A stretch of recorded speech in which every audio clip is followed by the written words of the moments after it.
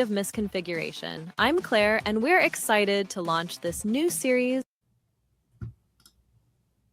Welcome to the State of Misconfiguration. I'm Claire, and we're excited to launch this new series focused on one thing: bridging the gap between compliance and true security.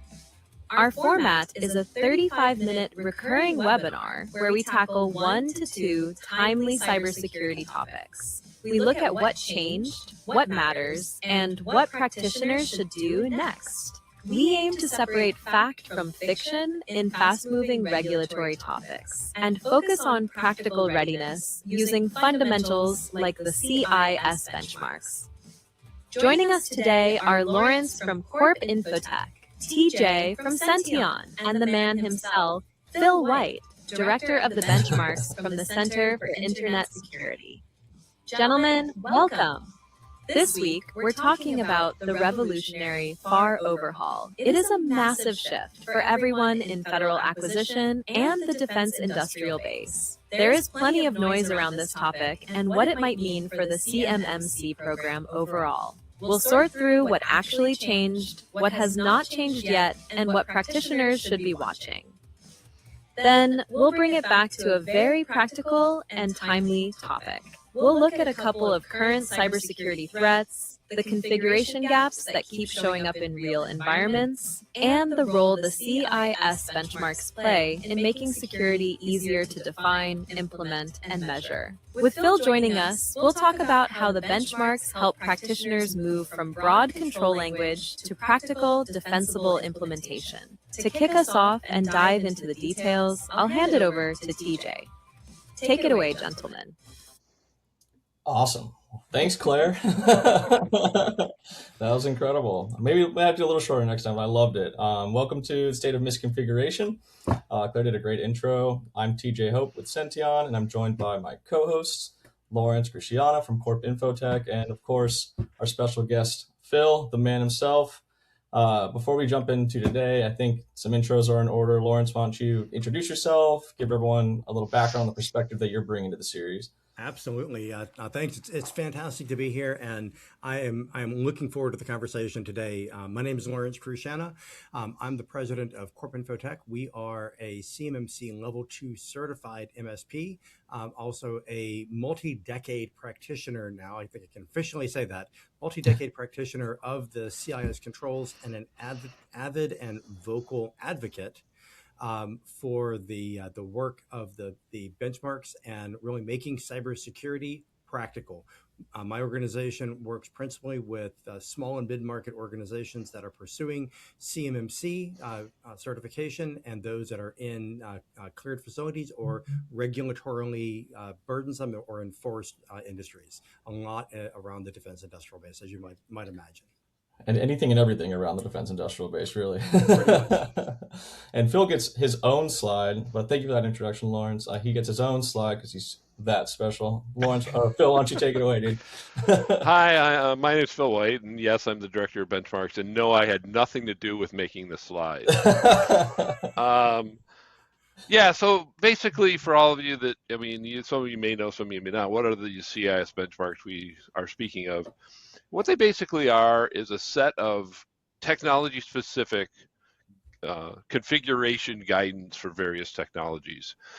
The benchmarks are very specific for very specific technologies. For example, there's a Windows 11 benchmark, there's a Server 2025 benchmark, there's a Ubuntu 2404 benchmark, yada, yada, yada. We have about 150 different ones. And they very much tell you exactly what to do. You know, it very much set this X to Y, you know, to harden your system. And the idea of hardening is to take nothing extra, nothing that you have to buy, but to use the settings that are already there in the technology as it exists and set them in a way that makes your system more secure. And, you know, just to throw this out real quick, there's like 50,000 literally settings in Windows, of which, you know, maybe we tell you to focus on 500. And you may say 500 is a lot, but it's a lot less than 50,000. So then why do they exist? Because unfortunately, systems ship in a configuration that isn't secure, and very, very often they're usually shipped in such a way that features are easily accessible. cool new marketing things are turned on and things of that nature. And, some of that stuff is not really secure. That's really what it is. What? And yeah. Really? And how they're developed is we work with, I have a team, I have a relatively small team. CIS is a nonprofit, and we're not a very big company, and my team's, not that big. And we work with people, subject matter experts, and technology providers all over the world to come up with what these best practices should be and document them.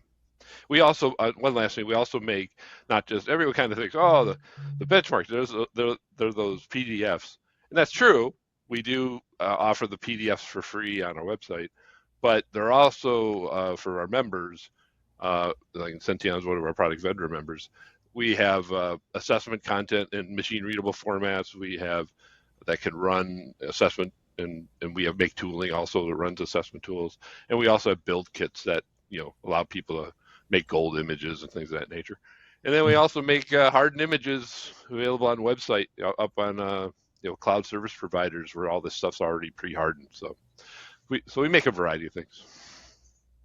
A lot of great things for the industry. Don't know where we'd be without CIS. So I'm glad you're here, Phil, and to give your perspective as we go forward. I'm going to dive right into the next slide, guys. And I think obviously we're addressing the fear, uncertainty, and doubt within the RFO, right? But we're going to start somewhere a little somewhere else before that, just because of this week's events and the statement from the DOW. And I'm going to let Lawrence, I think, address the quote unquote elephant in the room before we proceed. And Lawrence, what's going on? So it's funny. I was reflecting on this, and when for the viewers, when we kind of looked at what's going on out in industry, right? There's a million things. There's so much, and we said, like, what's the biggest thing that no one's really talking about? Surely not in the MSP space. Only a little bit in the CMMC space.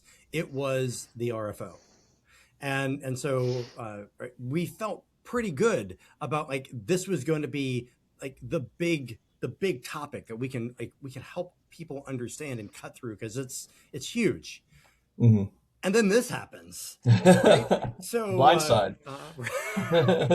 Amazing, right? So earlier this week, the reasonably newly appointed Department of War CISO paused the statutorily defined progression of the CMMC program from phase 1 to phase 2. Now, in phase 1, that allows the Department of War, the U.S. government, to require CMMC self-certifications in contract awards. Phase 2 advanced that to require C3PAO or third-party certifications as a condition of award for any new awards. Now, that was supposed to progress in November. 10 November, we were going to see that progression. It was statutorily defined. And because of a lot of things, the Department of War's CISO or CIO paused that progression and put a 60-day pause on that. Now, the thing that I think is important, and right there has been so much misinformation about this, and I would encourage all the viewers to consider your sources. If you are looking at all of the socials and whatnot that are out there, look at official sources as opposed to Reddit.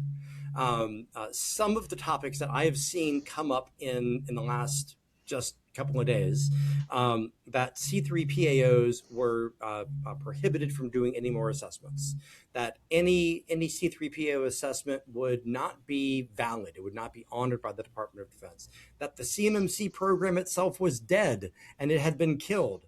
And the one that was the most interesting was the Department of War's new Brilliant at the Basics program would supersede CMMC, and that's all anyone had to do. So I've seen all of those things said in emails, on socials, like promulgated rapidly. None of that is true. What is true is that level 1, the phase 1 assessments, phase 1 requirements are still firmly in place.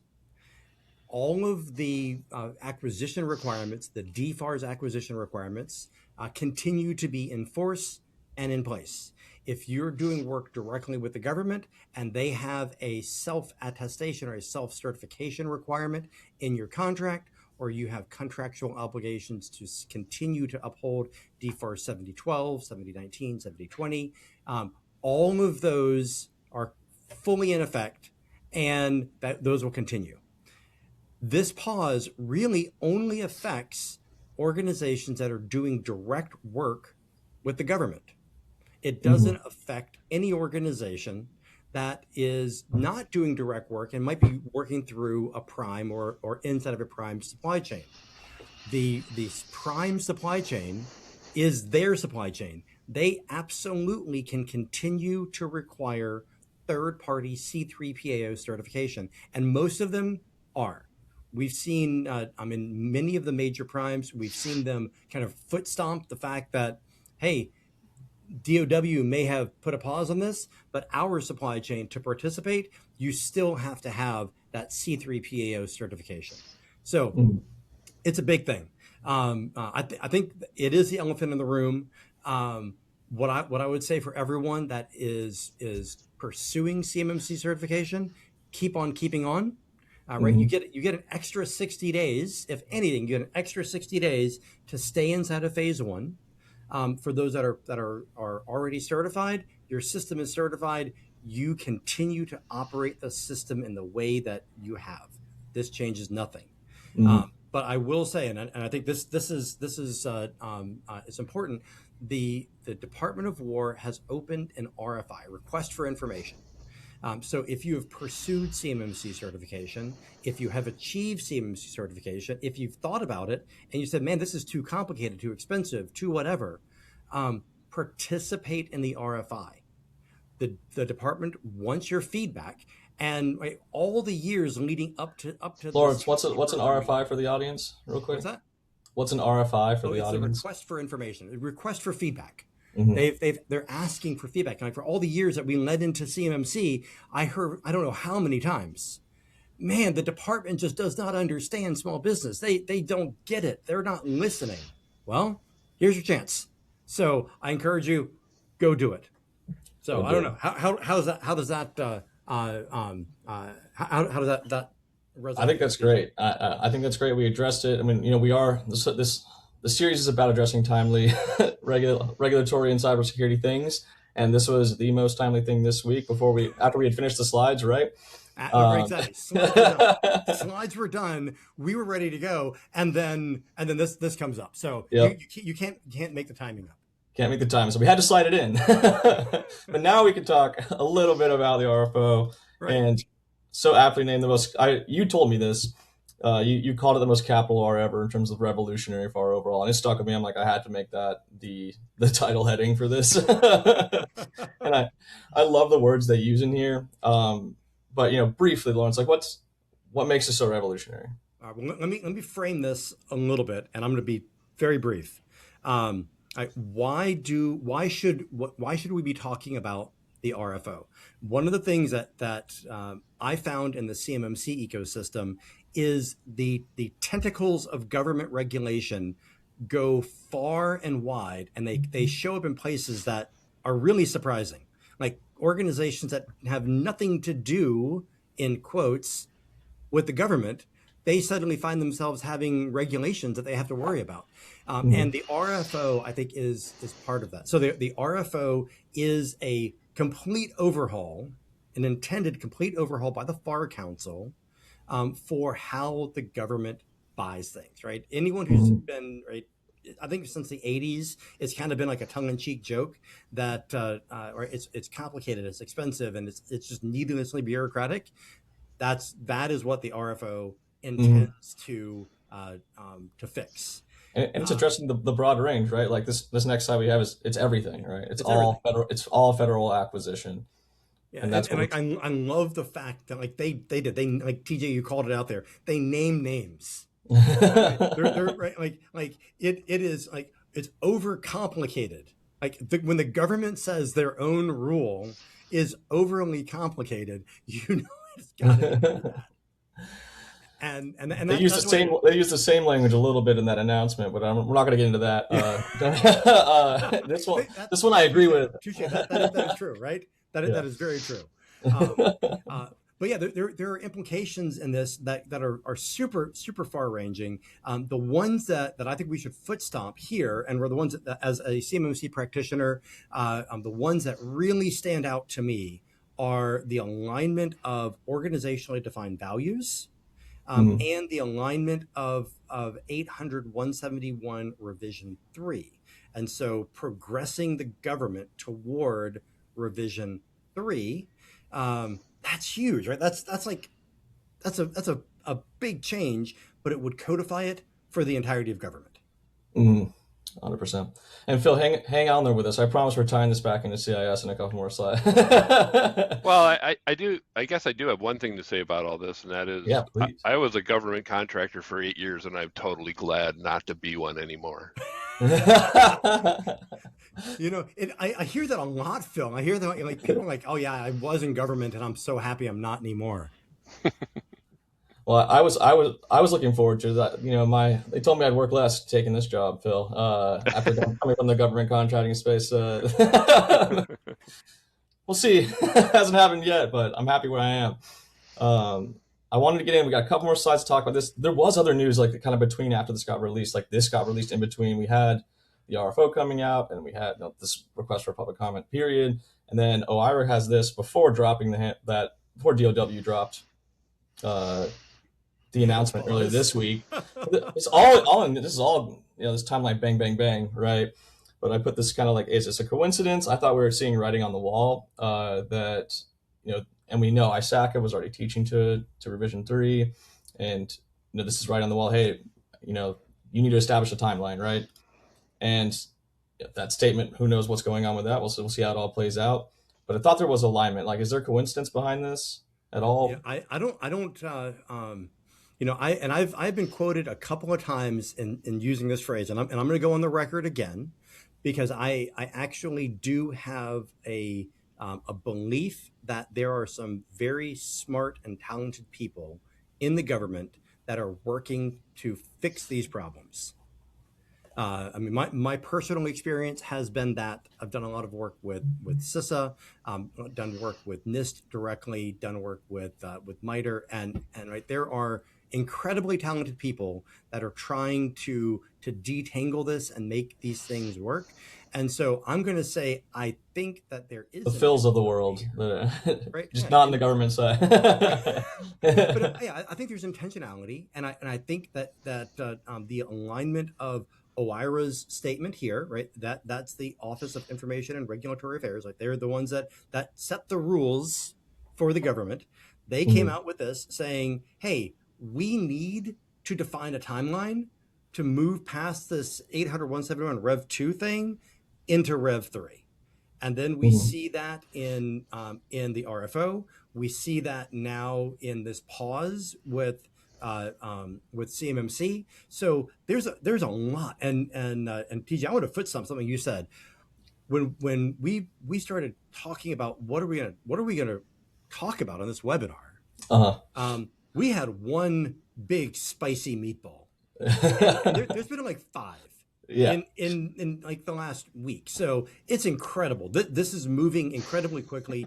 The takeaway I would ask for everyone, and I want to be respectful for time, because I really want to get into the bench. Well, we do have a key takeaways. Are you sure this is the actual takeaway, Lawrence? Or this is a takeaway. The point I'm going to make here is, I would encourage everyone who has taken the time to listen to this webinar to tune in, right? You've already self-selected yourselves as smarter than the average bear because you're here, right? You're aware of this going on. I would encourage you to go back and read the official sources, like, educate yourself, just be aware. And I love the comment there. Yeah, because we definitely need to talk. I think that was in the, like, this. I had this hot goss slide next. That's about right. Yeah, that's a great transition. Yeah, I think it was Michael. What was your takeaway here from the RFO? Right, like you've read this thing cover to cover. So simpler, common sense, like actually putting in markings, putting it on the actual government agencies to have these flow down requirements. Be like, hey, this is CUI, this is the type of CUI, and specifying like, yeah, the only those were all great things. The ones that we're kind of scared about, I think, was the ODB parts and it being maybe per contract, per agency, per program dependent, which is like, oh, that sounds hairy and scary, and I don't know what's going to go on with that. But the overall language, it's like this is supposed to make it easier, right? We're moving towards this, and I liked that language until the announcement this week. But right, until then, like, just wait a minute. Yeah. Well, so for those who haven't read this thing cover to cover, and I would encourage you to read it. It's only like 500 pages, so that's not too bad. But it's like 3 paragraphs a page though, at like 18 font. It's not too bad. Typical government document. Right? Yeah. There's this construct in it of SFXXX. I'm just going to say SFXX because that's what we've seen. But it's a standard form that is proposed that would require the government in the contracting office to say, hey, this contract is going to have this type of information. It's going to be CUI basic, CUI specified. It's going to have like a NARA categorization. But what information, what safeguards do offerors or those that are performing on a contract, what do they need to worry about? And like I saw a comment talking about like overmarking, right? Everything is CUI. The email about how the weather is from the USG, it's all of a sudden now CUI. It intends to eliminate that. So SFXX, I'm super excited about. And yeah, I think for me, TJ, very similar to you. For me, the big uncertainty is exactly how are they going to handle those ODVs, because the way that my read of it is that it could be per contract, per agency.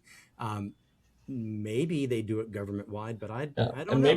Maybe there's some altruism going on too with like they might have had to have 2 baselines here with Rev 2 and Rev 3. Like if there's pause, let's make it a line, let's push out phase 2 implementation and Rev 3. We can cross our fingers and hope for these things, like to be like, that seemed like a problem for me, like the one's ahead of the other, right? You have all federal agencies and you have the DOW who's like, no, Rev 2. So maybe there's some alignment and that's what the pause is all about, or maybe that's a symptom of the pause later on. I mean, we've seen GSA, we've seen multiple other departments that have all said Rev 3 is the law of the land. And so, right, perhaps we will see that come out of this pause. Perhaps we will see that now as part of the RFO. I mean, that language is in the RFO. And it would codify it government wide. So cool. Or cross our fingers tightly. That's what I'm saying. Exactly. And again, right, comments are still open, right? So if you are in this space and you have an opinion after reading it, go back and right, earlier we mentioned the what the case number is. You can go out to Reginfo and find it, right. Put your comments in there. Offer your comments, because what I saw with CMMC and in other areas of like USG work, they do listen. They want to hear feedback from industry, and they listen. Like you told me that was something that extremely like surprised you a lot, right, Lawrence? Like with CMMC, like how much like everyone was willing to listen when they put these RFIs of these out. Like they're actually they're digesting it all. They're digesting it, and they earnestly want the feedback. I was surprised to see specific language that came out in the final rule that tied back to specific comments, and it's like, wow, that's really impressive. So again, I would encourage you, if you're listening to this and you have a stake in the things we're talking about, go out, read the documents, and participate. The government's asking for help here. And again, I think it's probably 200 pages at best of normal actual font and size and stuff. And these are the key takeaways. I mean, we'll publish these slides and whatnot. There's a key takeaways. There's many, I would say, within those 500 pages. But we just talked about these. I'm not going to spend too much time. I want to kind of bring it to Phil a little bit, and talk about what CIS is really seeing. Like, how is CIS viewing these increasing in regulatory requirements? Are you seeing an uptick in benchmarks requested, maybe on the hardware OS side or firmware side, and like what's going on? Because it seems it's not just federal acquisition. We got HIPAA new proposed rulemaking coming out. We got safe harbor laws that states are like starting to impose, and like these different things. But when I get your view, Phil. Well, we have an interesting view because what we see is basically what gets downloaded and what some of our product vendor members, some of the feedback we get there, which isn't 100%. They keep a lot of that to themselves to some extent. But it's what we see. Again, Windows is always the biggest ones. Linux, various Linux flavors are very popular. Ubuntu, Red Hat, Alma, all that. In hardened images, because hardened images are kind of a manifestation of the benchmark. So same kind of thing. Windows, pretty much all the Linux are very popular because for web development, web products, or Linux is arguably as popular, if not more popular than Windows. So all the Red Hats and SUSE, every Linux benchmark we create is very popular and also goes out into hardened images. In terms of like what we're seeing in terms of kind of the compliance trends is just people moving. Historically, pretty much every one of these regulations, for lack of a better word, of various compliance standards have been periodic, and they'd get audited once a year or every few years. I'm also on the PCI board of advisors, and that's a very rigorous auditing schedule they go through. Pretty nasty things if you don't follow it. And everyone's starting to look at how to do more continuous type compliance. So checking things all the time. Configuration drift's a big problem, and we talk about this kind of stuff all the time. That like all the Mythos stuff and all that stuff that was a big crisis here, a month ago. I mean, it's all important. Don't get me wrong, but the patching and stuff is one thing, but configuration settings is another. Configuration settings, the reason why we kind of tout them and say people should do them is that it's attack surface reduction. And so if we don't know what the next 0 day is going to be, but I pretty much tell you, if you reduce your attack surface, you're better off, so whatever it may be. So I don't know. It's a big deal. And I just got to comment on something, because one of the questions that popped up across the bottom there was about the Windows benchmark being 1,200 pages or 1,500 pages, which it is. But you got to remember, I did say there's really only 500 recommendations in it. The reason the benchmarks, if you look at the PDFs, are so long is because we actually describe why you want to do this. We don't just say set this. There's a whole bunch of rationale and impacts, and there's a lot of extra stuff that we provide, mappings to other frameworks. That's why these things get so long in terms of page count. I don't tell any, I always say I don't think anyone reads these things. I think they get a tool. I think our guys read them, Phil. Well, yeah, okay. So product vendor members have to read them, I guess. But most people buy a tool or use a tool like yours to analyze this stuff and track it. I mean, if you're trying to do a benchmark manually, good luck. Good luck. Good luck. Yeah, that's kind of, and I think touching on that Mythos thing, or that comment, Phil. Are we going to see a lot more drift? I think we're going to see a lot more drift with Microsoft just releasing like hotfix after hotfix after hotfix, like addressing these like evolving threat actors and things like that. And I don't know if you agree with that or not, that we're going to see a whole lot more drift and trying to correct and stay on top of this as well. It's certainly possible, because it depends what they do, right? I mean, historically, patching and configuration settings don't always overlap very much. I mean, there's been cases, don't get me wrong, and I'm not going to say it's 100%, but they're almost a Venn diagram with a very small overlap. In general, they don't add settings, they don't change settings based on patches. But if they do, yeah. And what we've found historically is worse, and again, most of this is from talking to product vendor members like yourselves and end users, is like installing other applications. I mean, that happens a lot, that applications will make you, oh yeah, change this. Turn this on or turn this off, and it does it, and then there's people.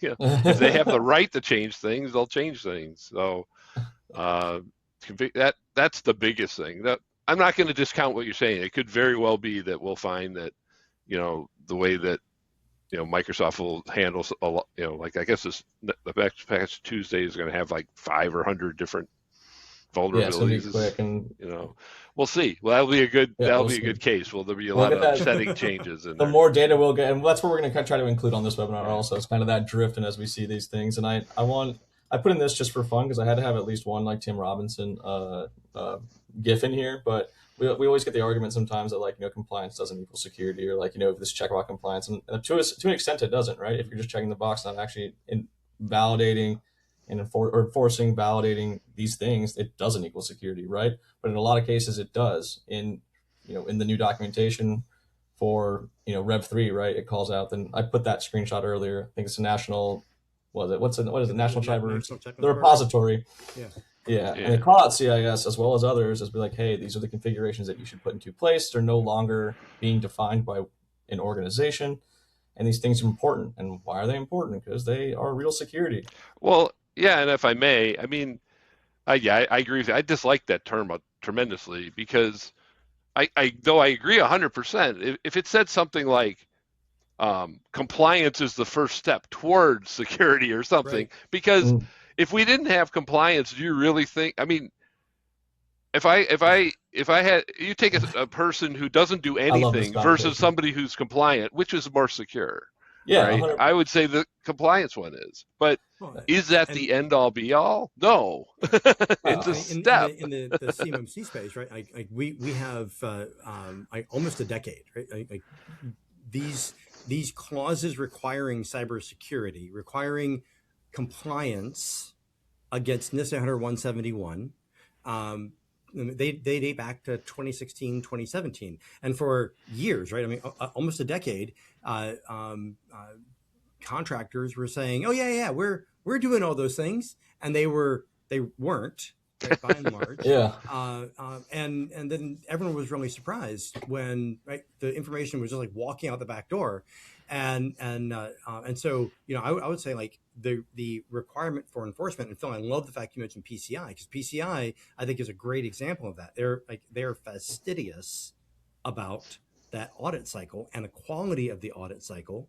Mm-hmm. And I think the same thing, like when you can have a standard, have an agreed upon standard, and say comply with this standard because we believe that at this standard it is more difficult to carry out a bad thing, or it makes it at least somewhat difficult. That's an argument I've used with the CIS controls for forever. Or reduce risk overall, right? I mean, and I think Matt Lee, I forget which webinar or which podcast he was on, obviously big advocate of CIS, when he was explaining like this exact argument, like if we didn't have lines on the roads and signs and compliance, there's a whole lot more risk out there. Or if OSHA never existed, for like if we had a bunch of people getting hurt at the workplace, like these are all things to reduce risk and keep people safe. And it's the same. It's kind of sad because I know people grab onto that line, compliance is a security, but it's really kind of sad because there is no such thing as perfect security. I mean, I don't care what you do. Amen. It's not security. It's like it's always a process. Yep. Mm-hmm. Well, and I want to kind of pull on that thread a little bit, because the thing that I think is, and I'm gonna brag a little bit about the benchmarks, and I love the fact that we had a couple of comments saying like, hey, they're so long, right? And Phil, your point that you explained rationale in them. They're not perfect. They're not perfectly safe, right? They can absolutely cause disruption, but they're like, can you talk about how the benchmarks are developed? Because like I'm pretty sure that it's not like Phil going into a room with Excel and saying, all right, I have 50,000 settings, I'm just going to kind of guess. Can you talk about like why? Yeah. I could talk about it briefly. in general, how they're all developed with subject matter experts, external subject matter experts. We have a tool called CIS Workbench. I kind of say CIS Workbench is kind of like GitHub, but looks nothing like GitHub. And what I mean by that is that's where the source of the benchmarks are, and the communities are that work on the benchmark, use Workbench. And so, we have lots of people that join and comment, but each major benchmark family has a handful of really dedicated contributors. We have technology providers like Microsoft involved on the Windows benchmarks and other Microsoft products. We have Canonical involved on the Linux Ubuntu ones and whatnot. And basically how it works is that group will bring things up and will research things, and we'll make proposals about additions or changes or whatever in the benchmark. The one thing we as CIS can't do really well is test every possibility. I mean, we're a small company, and there's so many different configurations in the planet. I mean, how many, just take Windows Server or something, how many different installs of that with who knows what running on it across the planet. So we depend heavily on, we have members in our communities that literally are managing thousands of servers and tens of thousands of workstations, and they're running tests by deploying this stuff, and we get feedback, and we get that, hey, this, as you mentioned, we can't test everything, so there's times where, hey, this particular setting affects this particular thing. And so if we get that information, we'll put it into the benchmark as an impact, saying we know that this is a problem or this can be an issue. If you have this thing, you should look out for this. So yeah, it's a very community-based thing. Now, let me be clear, we test as best we can, internally, but we just can't, there's no way, right? We can't test every possible thing that somebody might install on an operating system. With networking devices, we have people that provide us configurations anonymously with IPs wiped and stuff, so we can test various networking configurations, because we make network device benchmarks. And so yeah, we're always looking for people to help, in all sorts of ways. We have people that just check spelling and grammar, but we do what we can. That's how it works. There are times like we'll have people that make a stab internally, like a straw man benchmark, and then put it out there for people to kind of beat on in a more public process and make it better. That's how the process works. Thank you. I love that. I did not know that. I'm glad you asked it, Lawrence. Kind of pull back the curtain a little bit, But there's a question that flashed by. I couldn't read it though. But I think it was just complimenting. Okay. I read it in terms of like, hey, look at all the intricacies. And in my head, I was thinking a March Madness breakdown of like there's 1 trillion outcomes, like with 68 teams, and like you can't test everything at one time. Yeah. I will. If I may. So why do people help? There's a bunch of people that help because they just think they want to make the world a better place, a safer place. But there's 2 little tiny perks. Well, 3. We send stuff to you. You'll get some junk usually, but more importantly, your name goes in the benchmark, your name and company if you want it, if you're a major contributor, cool. And 2, you can use the time as CPs. Hell yeah. I didn't know that either. Your search. That right there for everyone who might be in the ISACA ecosystem now. Yep. Suddenly with CMMC, that CPE credit surely is nothing to shake a stick at. Yep. Yep. And we've been, just to switch gears a little bit, I've been on this slide for a while. But that's okay. I loved everything we talked about. I think that was better. I wish I just had that, like some other information on the back instead of this. But I still like this, and I want, it goes towards at least the team's benchmarks that you guys provide. And a part of this kill chain would have been, some settings, some default, some not default turned on. And the next slide kind of demonstrates that, like, hey, these are some mitigations or some ways to maybe prevent and put barriers and part of this kill chain that I think it was a GTIA article, right, Lawrence? I forget who the. Yeah, and I think it's important because I'm going to tie it back to what we talked about at the top of this webinar, right? That we're going to talk about some of the most timely things that are out there.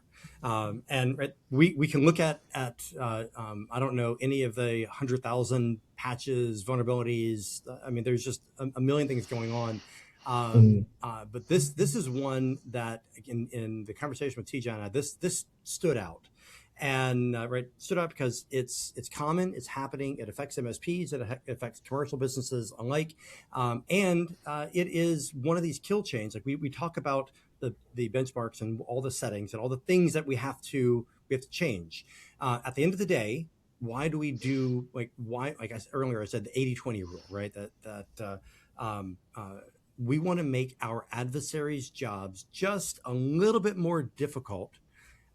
We want to disrupt their tools, techniques, and practices. We want to make it where they have to have smarter people to overcome the security controls that we implement. And the easiest way, at least in my opinion, the easiest way to do that is by changing default values. Phil, like you said it, or keeping default values the way they're supposed to be, but well, yeah, but that's arguable. We do not have secure by default, secure by design. We have insecure by default, easy to use by design, which I kind of the point Phil made earlier. And Microsoft ships things out, and it has to be applicable and usable by everyone from the single grandma that went to Best Buy and bought a Windows 11 machine to NASA. Right, it's the same operating system, and we have to secure it based on our use cases. And in this case, this is a kill chain, very interesting kill chain, but it leans on the fact that there are these insecure cross-tenant trusts that are enabled by default. And by the way, it happens to be that the CIS benchmarks for M3 or O365 foundations, it does address and disrupts that kill chain. So when we talk about disrupting the kill chain, we make changes in our environment. We make changes away from the defaults to a more secure setting that then the established tool techniques and practices that the threat actors have, they now don't work. And again, if you're a target of opportunity, then you probably dodge a bullet. If you're actually targeted, well, yeah, they might have some actual hands on keyboard to exploit that further, but we make their job more difficult. And this kill chain, we have a full technical write-up on it. Simply applying the CIS benchmarks for M365 disrupts the kill chain. There are only a couple of settings that really are highly effectual in disrupting it. Yeah, we can send that right up to anyone who requested or asked in the comments, and maybe we'll send it to everyone who attended or registered in general, as well as a recap of what we covered today. And thank you for going over that, Lawrence. It's topics near and dear to our hearts in terms of hardening those default settings and especially the ones that are not default, and keeping them in place. And to that end, I'm going to keep having and keep getting better data and better metrics around drift and things that are not we're seeing in the industry, because we can grab that data within Sention. I wanted to really have this slide with Phil on and kind of get his reaction, because I asked you before, Phil, if you had any stats to share and things like that. It's like, hey, we're building these baselines, but this is data that we kind of lean on our vendors to provide, because they can, they're running on their systems. And does it surprise you at all, I guess, that less than 30% of the level 1 benchmarks are enforced when we get there, almost across the board? Oh no, that doesn't surprise me at all. That's a common thing. We know it varies a little bit, but a Windows box by default is like 35% passes. Yeah. So it's like I don't know. You can take that however you want. Yeah. The other thing I want to you were talking about the settings. It's interesting, right? Because we also, the other way we talk about this, the misconfiguration stuff, is that the benchmarks helps kind of as another defense in depth, because as you mentioned, disrupting the kill chain, there's many steps to that, right? There's some initial access parts, there's lateral movement, and different different recommendations potentially will limit different areas. So it's always kind of interesting. But yeah, this number, we know this pretty well. Gotcha. Like this is actually what we expected and what we've seen. It's pretty sad though, right? That 30%, right? That's wow. Yeah, and the browsers, they're all very low out of the box.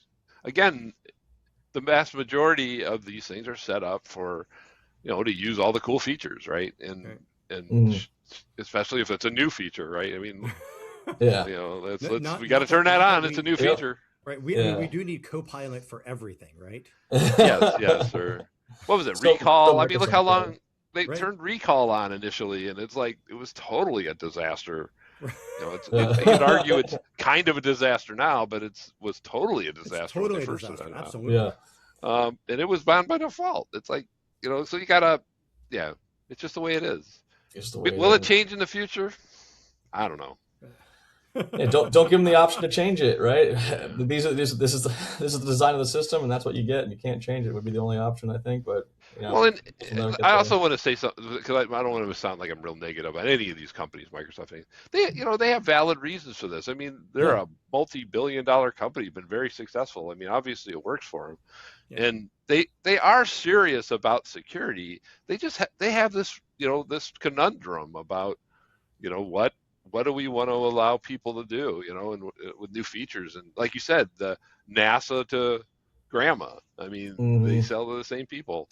They really can't set it up for one, so their default is kind of make it very open.